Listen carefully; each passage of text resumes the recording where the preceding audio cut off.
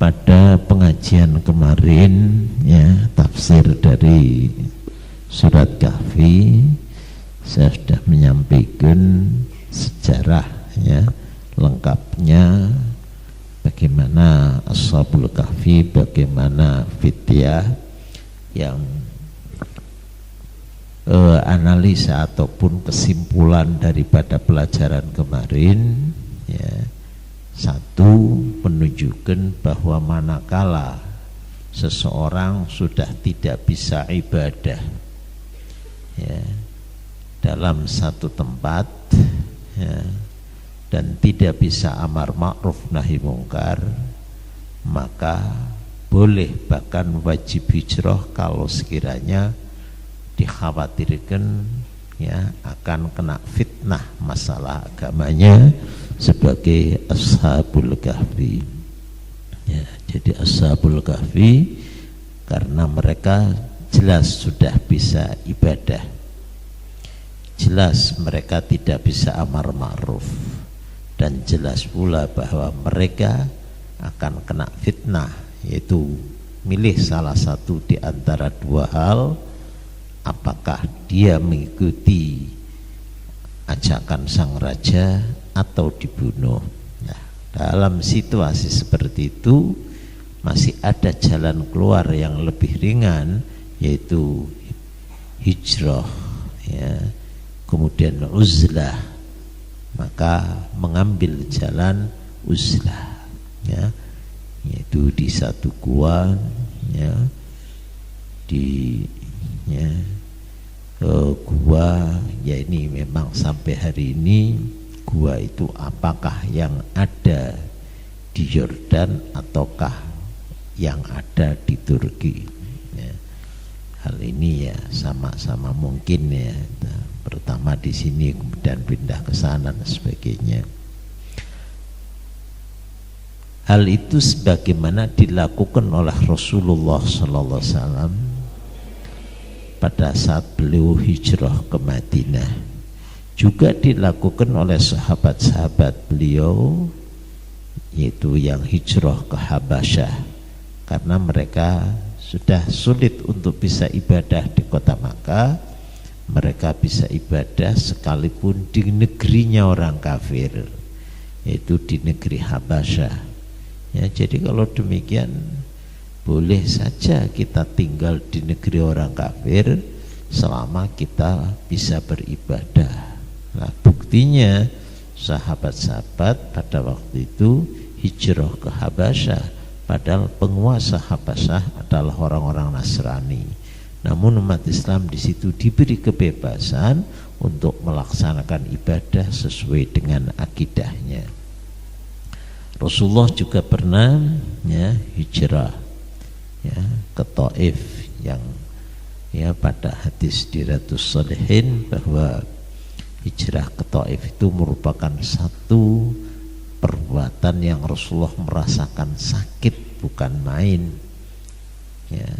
Bahkan sakitnya Rasulullah ke Taif ya, saat ditanya oleh Siti Aisyah, itu lebih berat daripada sakitnya yang kekalahan dalam perang Uhud ya. Sebab Rasulullah datang untuk dakwah ya, paling tidak bisa terlindung kepada pimpinan orang Taif, yaitu Ibnu Abdi Yalil. Tapi ternyata beliau diusir ya, bahkan dilempari batu dan kotoran.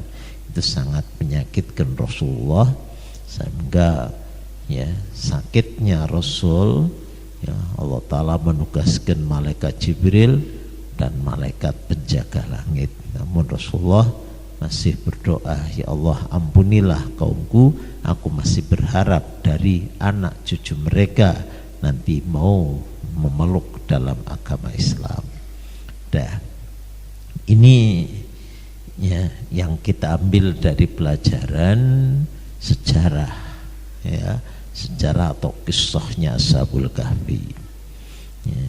Jadi kapan kita boleh uzlah ya, selama kita masih bisa dakwah, bisa ibadah. Itu kemarin juga sudah sebutkan berdasarkan hadis Rasulullah sallallahu alaihi wasallam, al-mu'minul ladzi yukhalitun nas wa yasbiru ala adahum afdalu minal mu'minil ladzi la yukhalituhum wa la yasbiru ala adahum. Jadi mukmin yang bergaul dengan masyarakat, hidup di tengah-tengah masyarakat, dia tabah menghadapi ya persakitan dari masyarakat, itu akan lebih utama daripada mukmin yang tidak mau bergaul dengan masyarakat dan tidak mau dan tidak tabah, tidak sabar menghadapi masyarakat.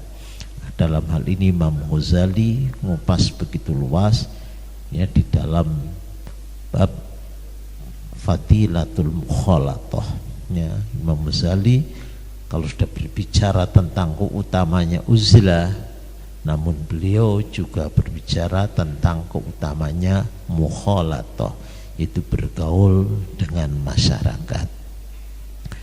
Kemudian yang kedua, manakala orang sudah tidak bisa ibadah kemudian hidup ya di gua, hidup di hutan, hidup di pegunungan, buat apa di sana? Ya istighol mereka, kesibukan mereka ialah untuk zikir, tasbih, ibadah sesuai dengan tujuannya ya. Ada orang lari ke hutan untuk nggarong, ya lain lagi kalau gitu ya. Ya harus sabar dan tabah mau berpuasa ya, mau tirakat ya. Ada orang lari ke hutan alasannya uzlah ya, terkadang rampok, ini yang tidak benar, bahkan menghalalkan harta siapapun yang dianggap musuh ya, dianggap bukan kelompoknya ya. Ini satu hal yang sekarang juga terjadi di Indonesia, orang yang beranggapan bahwa masanya masa hijrah, masa sembunyi ya, kemudian menghalalkan semua harta orang yang dianggap musuhnya. Ini yang keliru. Ashabul Kahfi di situ punya bekal ya dari harta mereka sendiri ya, dan apa kesibukannya? Ya ibadah-ibadah, karena alasannya untuk bisa ibadah mereka lari ke gua sana. Jadi di gua ya betul-betul untuk ibadah, dan di sana mereka berdoa, Rabbana atina min ladunka rahmah wa hayyi' lana min amrina rasyada. Ya Allah, berilah kami ampunan dan rizki. Ya Allah, kami mudahkan ya untuk melakukan kebenaran dan petunjuk yang baik ya. Ini antara lain yang bisa kita ambil dari ya sejarahnya Ashabul Kahfi. Kemudian ya masa tinggalnya Ashabul Kahfi, kalau dengan perhitungan tahun-tahun syamsiyah itu 300 tahun. La wasdatu tis'a ditambah 9 tahun, itu kalau perhitungannya dengan tahun-tahun qamariyah. Perbedaan antara tahun syamsiyah dan qamariyah itu kalau kita buat rata-rata ya 11 hari ya. Jadi kalau tahun-tahun syamsiah 365 hari, maka tahun qamariyah usianya 354 hari. Nah, kenapa kok kita hitung 354? Tahun qamariyah itu hampir ya, kalau dibuat rata-rata setiap 2 bulan itu usianya 59 hari. Ya, kecuali nanti pada tahun-tahun Kabisat dan Basitoh ya, itu ada yang usianya 58 hari. Ini kalau dibuat rata-rata 59 hari, berarti 59 kali 6 ya, 59 kali 6, 50 kali 6 ada 300, 9 kali 6 54, berarti 1 tahunnya rata-rata usianya 354. Nah, kecuali tahun pendek ya, yaitu tahun yang ada usianya 28 hari Maka kalau demikian, maka usianya 353. Sebagaimana tahun Syamsiah juga kayak gitu, ada yang 1 tahun usianya 364 hari. Ya, jadi terpaut antara Syamsiah dan Qamariyah tiap tahunnya itu 11 hari. Lah kalau 300 tahun itu artinya 11 kali 300. Ya, 11 kali 300 berarti ada 3.300.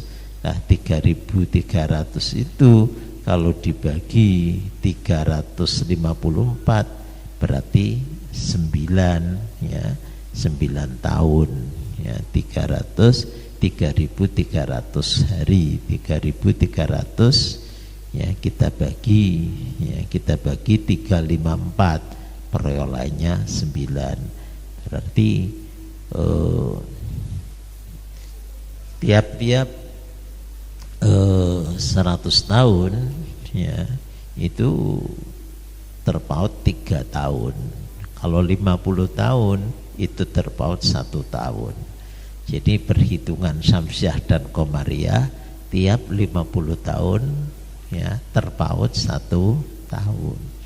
Nah, karena di sini 300 tahun ya karenanya wasdatu tis'a ya ditambah 9 tahun, sehingga dengan tahun Qamariyah masa tidurnya Ashabul Kahfi itu 309 tahun. Kemudian wakani yahuduhum ya, kemudian bangunnya mereka itu pun juga untuk menguji pada kaum yang semula ya penduduk Intok ya itu ya, ada yang iman dengan ba'ats, ada yang tidak iman dengan ba'ats ya. Yang kelima, apa yang kita petik dari sejarah itu ya, kelima ya, bahwa pemuda manakala iman ya dan mereka punya ilmu pengetahuan, akhlaknya baik, itu ya merupakan habaibullah, kekasih Allah Subhanahu wa taala. Nah, sehingga pemuda, orang muda iman, berilmu, berakhlak itu lebih baik dari orang tua ahli ibadah tapi akhlaknya jelek ya. Jadi utama mana ya, muda dengan tua ya lihat dulu. Kalau pemudanya pemuda yang berkualitas seperti Ashabul Kahf ini kuat imannya ya. Kemudian yang kedua ya, mereka berakhlak baik ya, sehingga mereka tabah dan sabar ya. Yang ketiga, mereka berpikir ya karena ilmu mereka yang kuat ya, ilmu mereka yang kuat sehingga mereka memilih jalan untuk meninggalkan kaumnya. Nah ini 5 hal yang antara yang kita petik. Masih banyak ya pelajaran yang kita ambil dari pelajaran dari Ashabul Kahfi itu. Kalau kita ambil secara keseluruhan mungkin ada 19 pelajaran yang kita petik dari kisah Ashabil Kahfi. Insyaallah kita sampaikan pada pengajian berikutnya. Al-Fatihah. Bismillahirrahmanirrahim.